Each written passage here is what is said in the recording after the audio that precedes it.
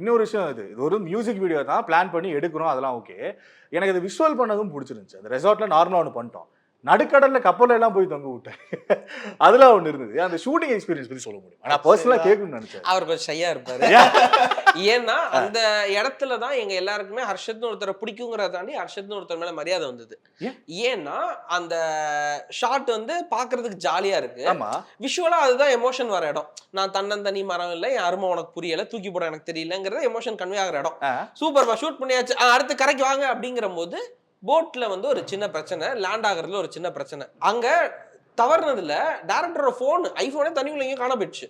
செம ஸ்லிப்பரியான ஒரு இடத்துல இவருக்கு செம இது ஜஸ்ட் மிஸ்ல உயிரே தப்பிச்சாரு. அவ்வளோ அடிச்சிருந்தா அடுத்த ஒரு 6 மாசம் எஞ்சிருக்க முடியாது. ஜஸ்ட்ல தப்பிச்சுட்டு நாங்க எல்லாம் அப்படி இப்படி நின்று பார்த்துட்டு இருக்காங்க. ஒண்ணு நான் ரெடி அடுத்த டேக் அப்படின்னு